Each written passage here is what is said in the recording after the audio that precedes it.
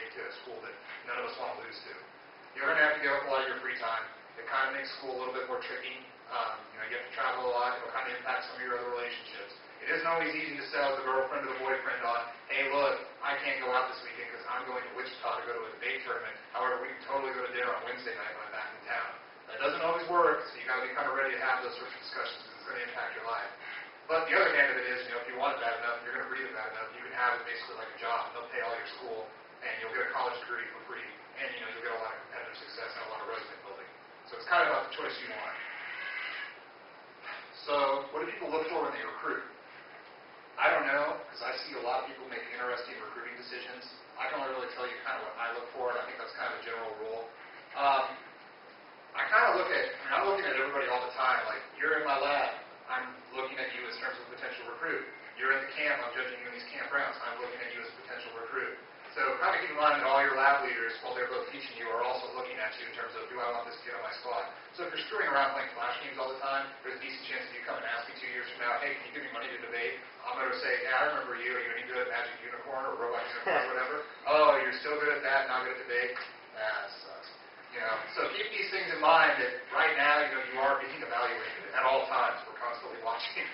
I don't know. For some people, all they want are kids that do really well at the TOC for the most part, that are like the top-level national school kids. I don't tend to recruit that way. That isn't some of the best debaters I've ever had. I like kids that are good kids that I know that I can work with. People that I know that are going to work hard. Kids that I know that aren't going to screw around or screw off and jeopardize the program by trying to sneak out and go get really drunk and break windows and stuff like that. You're in college, we're going to treat you like adults.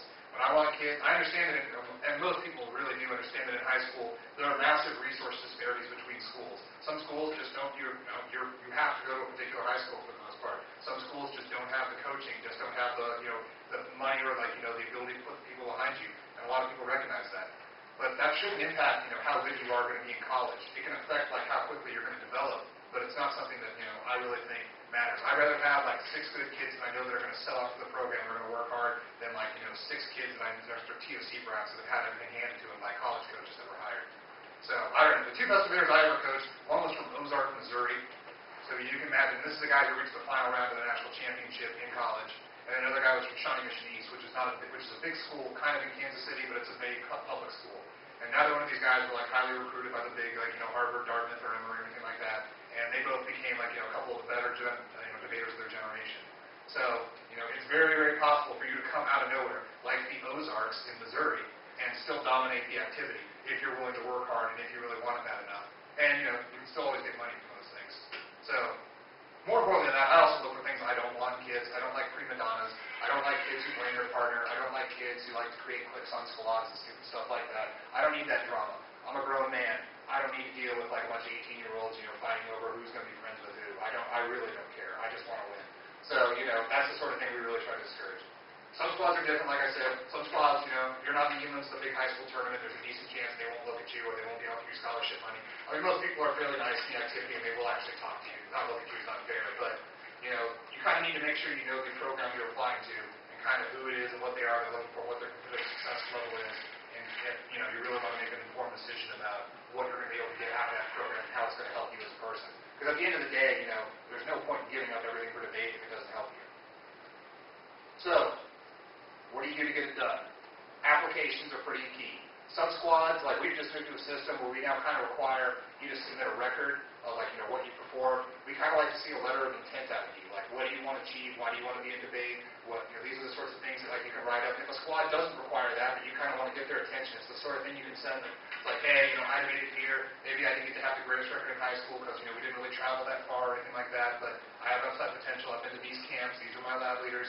You can always ask your coaches. You can always ask lab leaders for recommendations. I mean, there's no one that you're going to really apply to in college that doesn't know who I am, or if you're Scott Herndon or Lee Petit Lab. Anyone that's leading a lab here, everybody on the college circuit is going to know who these people are, and they write a letter of recommendation for you. It's something that can help. So keep that in mind. If you have lab leaders, stay in contact with them and things like that. Over the next couple of years, be hey, I'm thinking about debating, say, at Northwestern. What will that be like? What can you tell me about the squad? Are they going to be able to offer me money? Or I'm thinking about going to UT Austin. What's the same sort of question right there? If you're in, and I'll say this kind of the caveat because I came out of Eastern Kansas, which was a horrible place to debate. It's fairly insulated, it's fairly slow, it's fairly dumb,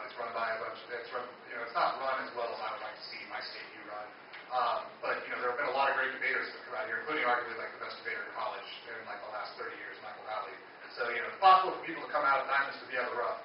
There are things that you can do right now to kind of impress people. We're offering a scholarship right now to a kid from the middle of nowhere, Arkansas, because he was in the lab with Scott Herndon last year, and he really just kind of impressed Scott. He worked really hard, but he didn't really have a partner. So basically, he went to tournaments all across, Arkansas and Texas with a swing partner, doing the best he can, and he had a lot of success. But he didn't get TOC bids because he wasn't really allowed to once they went to those tournaments.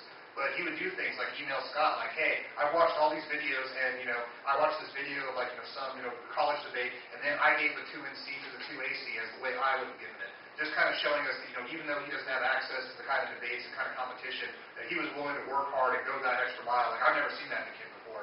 But now it's kind of like, yeah, that impresses me, because I know that he wants it bad enough, and he's willing to commit, and sell out because he wants to win, and he wants to get better, and he wants to contribute, especially because, we're going to pay for a lot of the school.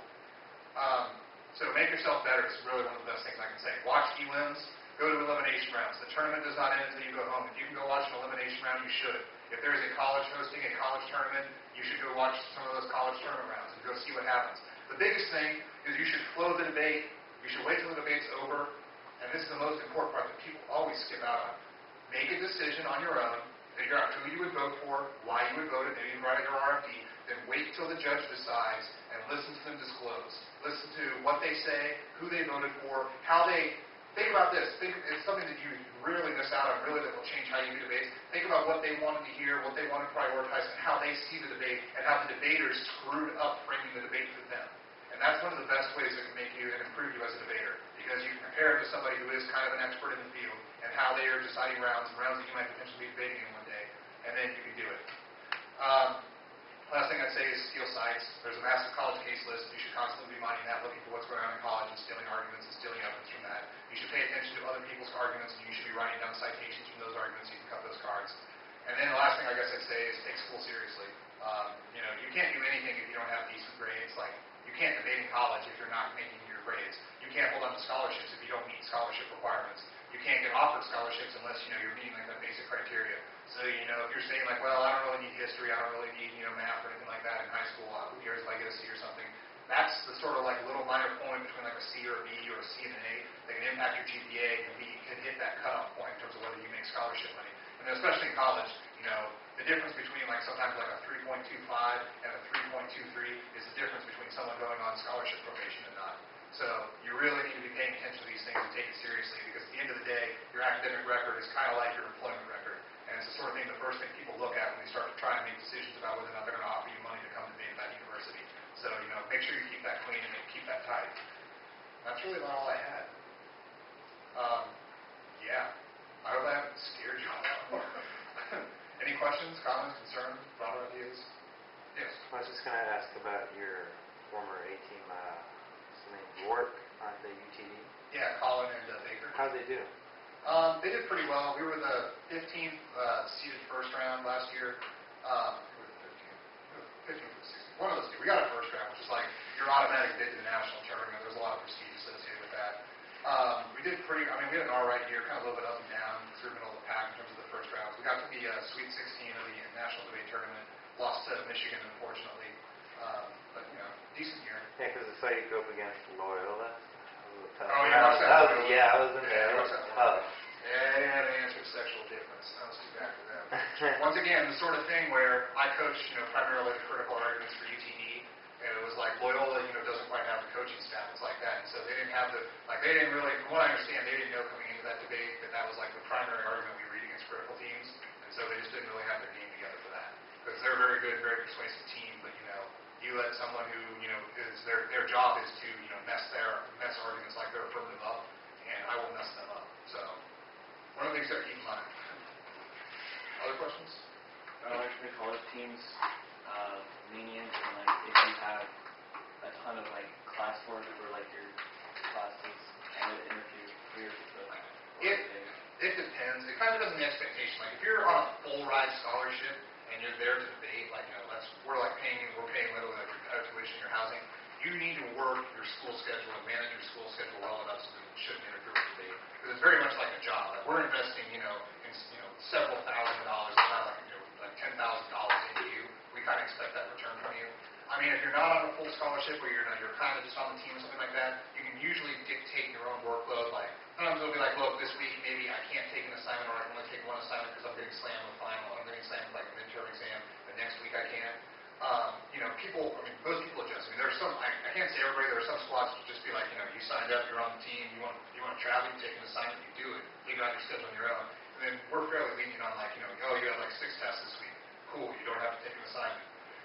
It kind of depends. Also, it depends on what you plan on doing. Like, it's pretty hard to be an engineering major and do debate, because a lot of times engineering majors have like, serious lab requirements, and their schedules are kind of like maybe 5-day-a-week sort of classes. And then there's like a whole bunch of things they have to do like outside of the lab, you don't know how to do like math and stuff. And so it really becomes difficult with that. Same sort of thing with some of the sciences that require a lot of labs. Those become very difficult, very school intensive, and that can kind of hurt your ability to, travel or compete at the level you might want to, or the level the squad expects you to. So I'd say most people, we recognize that you're in school first, you got to pass classes, but you also need to recognize that we're going to put demands on you, because, we're also supposed to kind of push you to be like, we're going to figure out how to do my schoolwork, how to do debate work, and travel all at the same time. And hopefully not have an aneurysm or like go crazy. Yeah. Where can you find like the UTD application for debate? UT Dallas debate. Just Google it. We have a webpage. It's all set up, and it says like apply to UT debate. It has like some frequently asked questions and stuff like that. And I'm pretty sure like the whole application and things up there. So yeah. I was saying, how is your coaching staff? Because ours is good. It has been really good over the last few years. We lost one individual who he moved. He started graduate school at KU. Is that That's Justin Kirk. Okay. And he's up there. Like right now, it's Berg Herndon, who are the 2 directors, myself, and Brian Rubai. Because I met Brian. Yeah. Yeah. And so that'll move me. But Brian has now taken over the National Debate Central, which is part of the National Policy Institute, or national, something like that. It's like a think tank in Dallas, and they kind of do like a lot of outreach work for debates and stuff like that, and try and do work with schools that don't quite have the support that they need. They're separate from the UDL, but kind of do like a similar sort of thing. And he's like the director of their program now, and he's kind of coaching for us, when he can get the time to. So he does those 2 things plus Capel? No, he's not doing Capel next year. I'm nearly positive he's not doing Capel. I'm pretty sure he had to let that job go because he can't do a full high school job, do some work with college, and have like what is a full-time job for a think tank. So, yeah. But no, we lost Justin, and we've had another individual who is like an alumni who works for Ericsson doing that whole communications, but he just kind of loves debate, and occasionally he'll float back in and just kind of like, cut cards and stuff like that. So, we're always fans of bringing back alumni to cut cards. We need as many bodies as we can get. Anything else? Cool. Just wanted to say that other New Jersey. Thank you. Liverpool fan? Nice. It was a rough year this year.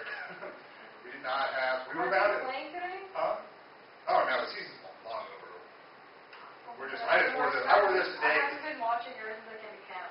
Oh, fair enough. No, we're not playing at all. Now it's in the national, all the national teams are all playing. Or, I guess they're not really playing. It's like the Women's World Cup's going on, and there's the CONCACAF World Cup, so. Next year, though, September.